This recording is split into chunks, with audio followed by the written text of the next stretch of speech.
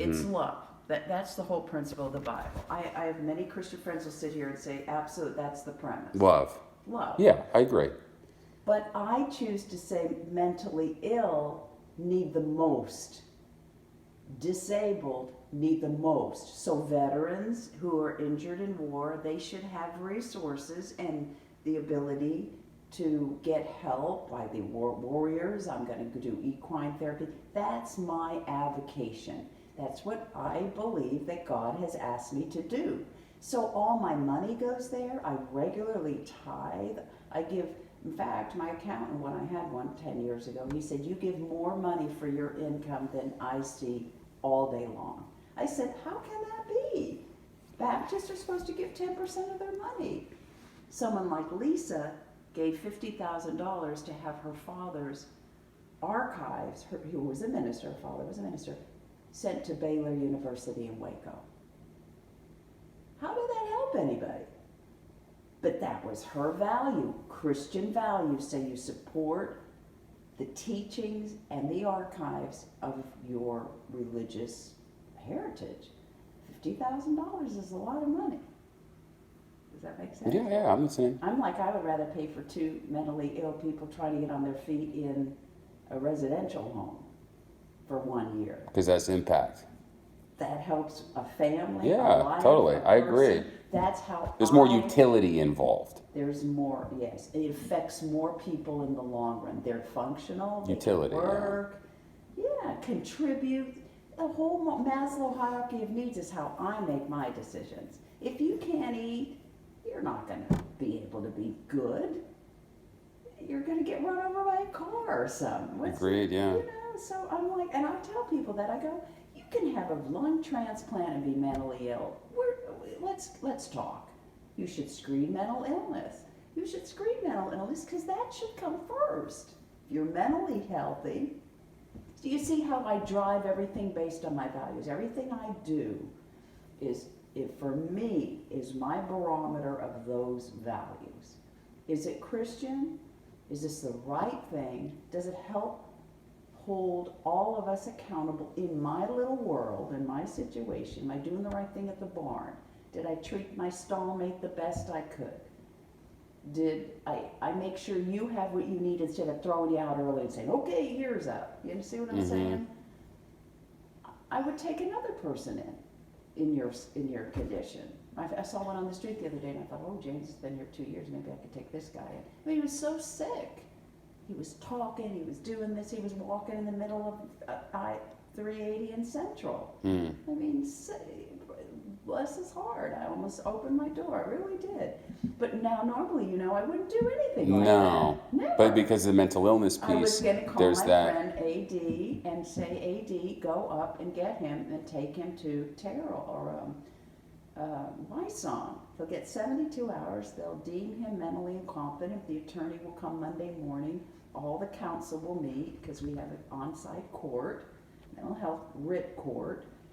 And families come and say they're well, I want to take them home, and they'll say no, they're not. They're suicidal. We're going to keep them here. Override. We override. Everybody overrides, and nurses can talk. You see, we put all that in place to help that person who can't help themselves. That to me is real Christian work.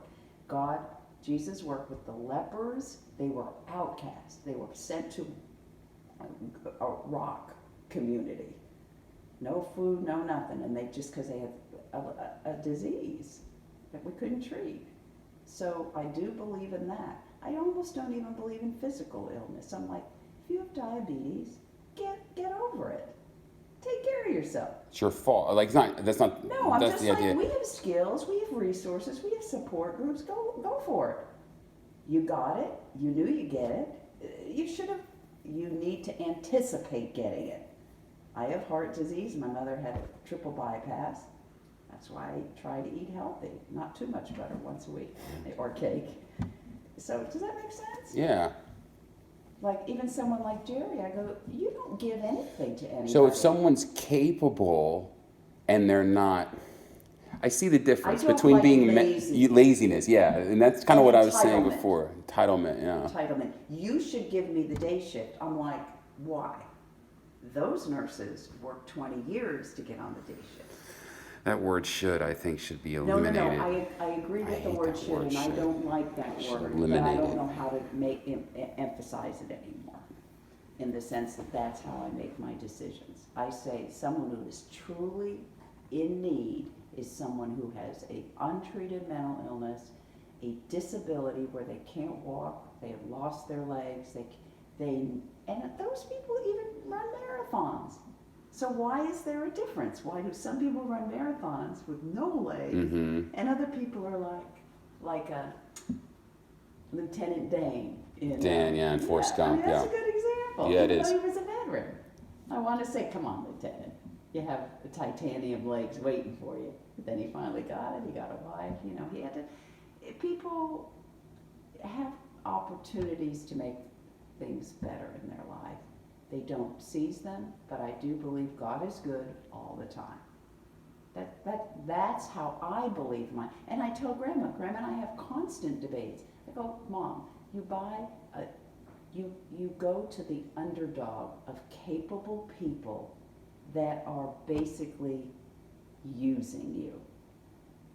I say, why do you pay a man who has 2 sons across the street with thriving businesses? Oh, this is exactly it. Number one, they're a man. I go, number one, they're men, which she would give she would give her house over to any man she just met versus her own children, who were daughters and sons. She totally stops talking when I say that. You would give that man over there who has no legs, who you take to lunch once a week, 1 leg. I said, who drinks and smokes?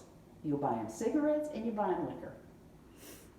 Where is, I don't get that. The logic, yeah. Yeah, I go, because you like men, and they're helpless men, so you can control them. Well, they're the bottom of the help. They're not helpless. They're like one step above it. They're capable, but they're the laziest. They're manipulative. Yeah. And I said, it's what you grew up with. How did she grow up with that? Did she have a brother or something? She never had a brother, but she does like men, and she detests women, and she'll tell you. Why is that? Because I don't know. Where do you think that came from? Her mom, maybe? I don't know. Eleanor says I think she has an underlying well, I don't know the words. I don't know all the words today. Where you say something, but it's really the opposite. Like she doesn't want her own femininity, like she's boy-like or something. She relates to the men more so. I do too, though. I mean, I like men. I don't detest women, though. I like women too. In fact, I mentor women. But like Jocelyn, I'm helping her today. I've given my boss permission to assign her elsewhere for her free time. She has nothing scheduled. Were your grandparents normal? Like, did they have any? I mean, I don't know. Were you close to either of them? Did you know them well or not? My grandparents. Her parents. Oh yeah, my grandparents. I was very close. Grandma, but they were very cold people. They were not warm and affectionate. If they we never got hugs or anything. And, I'm very demonstrative. I mean, you can tell that. And people hug me all the time at work. They're like, "Oh, I want to hug you." Like, oh, everyone's like this that I know. I want to hug you. Even my trainer. Oh, Linda, she goes, "I know, I can't." Even when I see her. But her parents, on the other hand, were very cold, is what you said? Grandma's parents, yeah, and her. But that's how the Czechs and the Russians are. Yeah. They don't run around hugging each other. Yeah, of course, yeah. Yeah. But so I'm. Physically cold and verbally cold, or just Always. The whole. Nothing like, I love your outfit. Like we would say today, I had to learn all those behaviors. Yeah, same. And also, work was the primary concern. But then if you got too big, like I always tell Grandma, I said, you're jealous of me. I tell her that. I say, now, that's a jealous statement. Because you want to look like me, you brag about me, but never in front of me.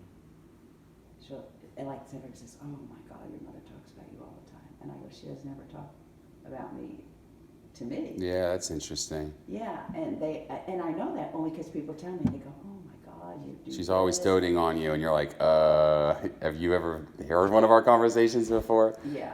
That makes sense. But she is acts of service, though. She'll cook for me, and she'll say, okay, let's go. Let me buy that for you now. I'm only getting you this because I give you more than I give Joy. I mean, you hear the rendition. It's almost like you have to pay for it. Yeah. And I want to say, I can afford this myself. Right. I go, you should do it out of the goodness of your heart. I do banter back at her when I see behaviors. Like, she goes, oh my God, that wasn't nice. And I go, no, it wasn't. I said, so you say.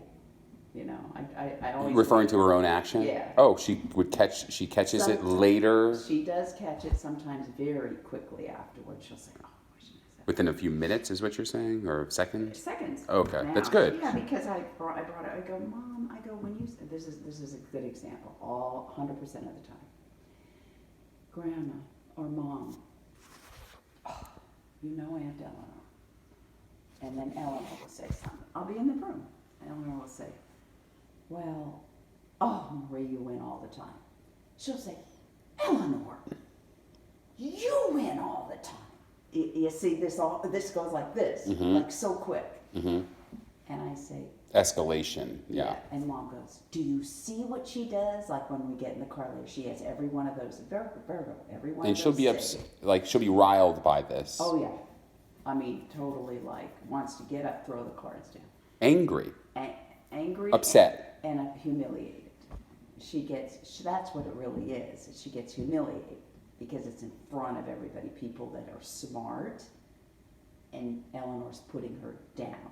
Like Jocelyn, similar to Jocelyn's behavior. You put me down, I can do nothing right, and then like my therapist said yesterday, my friend who's a therapist, I'm not good enough. Things aren't as they should be. If I did my work and only what I was hired to do, I wouldn't have these problems.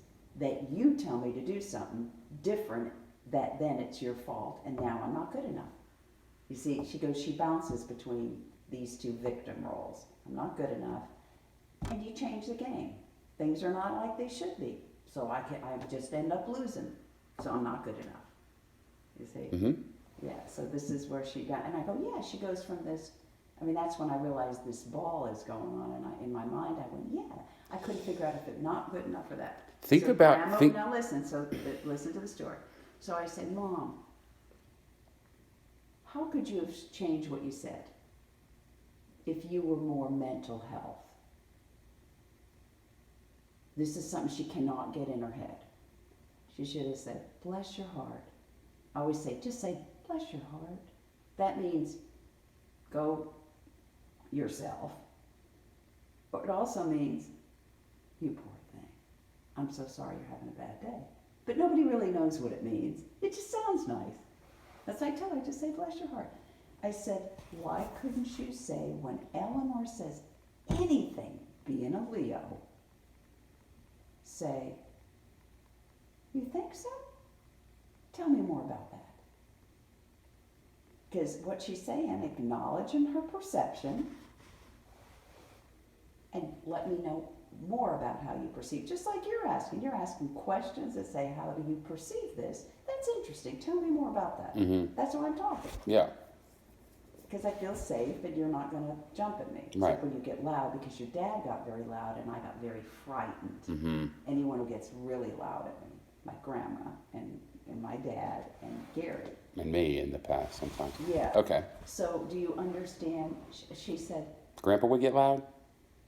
Yeah, but only periodically. Yeah, but when he get loud, it would be loud. Yeah. Yeah, I guess so. It was one extreme. It was in silence or loud. I don't like extremes. That's why I don't like extremes. I'm like, stay over here sometime. Move over a little this way, a little that way. You know, stay in the gray. That's why I always tell people, I like gray. Stay in the gray. So Grandma will say, but she shouldn't have said that. That's where the should comes in. I go, but she does, and she did. It's a pattern. Marie, you don't like anything black and white. That's a Leo. I tell you that sometimes. Dogmatic. You don't like anything. Well, how does that come across to Grandma? I'm not good enough again. So Grandma comes out fighting. And she goes, You don't like anything. I go, how is that going to resolve anything? I said, you're like two children in a playpen fight for the same toy that you really don't want. She doesn't want it, you don't want it, but you're going to fight because the other one wants it. It's a one-up. And Uncle John and I just sit there. He died, he got out of it all. But anyway, Eleanor will still say that. She'll go, now you know I love your mother. What I did for Eleanor to come over every day is I said, Aunt Eleanor, my mother needs your help. She cannot ask for it, but she's desperate for it because she will be able to trust you and rely on you, which is why she argues with you all the time, because that's how she says she loves you. She goes, I know, Linda, I know. And I said, so I need you to call her and you need to be available. Can you do that? I asked the neighbor the same thing. I go, my mother's difficult. You're her neighbor. Can you check on her? They go, oh, we're going to be I go, I didn't say take care of her. You've misunderstood. I said, be available if she walks out of the house and says, I need you to turn the sink on. Can you do that? If we're here, we will. Perfect. I said, I need you to know she's getting ready to have a 6-week procedure. She's going to be on the mend. Eleanor slept the first 3 days over there. Waited on her hand and foot, and Grandma bragged about it. Oh, your Aunt Eleanor was, you see? People want to know what your expectation is. I asked, I didn't say do, or you have to, you need to, you should, right? That's your sister. You know, I could have done a grandma thing. So, I always tell people, I've learned mental health. You always ask, acknowledge what someone's saying, and then you ask what you need or what your expectations are. That's mental health. The best thing to say was, I hear you. That must be very difficult. I said, Mom, can you just acknowledge the feelings? Say, Eleanor, why do you see it that way? You won the last 3 hands, which often she does. Why? Just go with, I said, Mom, everything you say, go with your evidence. That will keep you steady and safe. I say, and so when I have a conversation with her, I say, this is what I see. You take Al out. Whenever, I said, you didn't give the man any money next door, did you? To come over and check your garage unit. No, I was very good. I let him help me. Praise the Lord. I go, why do you overgive, Mom? The universe gets top heavy when you overgive. God doesn't ever see any equality in your relationships. God says give, but allow others to have the opportunity to give to you, or you steal that from them. Oh no, I'll get it. Oh no, here, take this, honey. I go, it's insulting. If you think about it, Mom, think about it. You have a strapping man who's coming over to help you, an 87-year-old, and you force money to him that he's already refused dozens of times before. Make him something or bake him something, you know, do something later. Don't overgive. The universe goes like this. It's trying to get it even.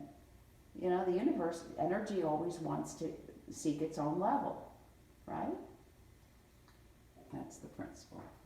I think it's fascinating. Yeah, I know you like psychology and I like multi-generational family trends. dynamics, yeah. Yeah, so I Because if I think of it like this. I don't know how you put up with her. I say, I don't listen, and that's really just, again, I'm getting very good on, that's just how somebody is. I don't tell you to be different. I say, don't drop my dishes, or don't bump into my couch.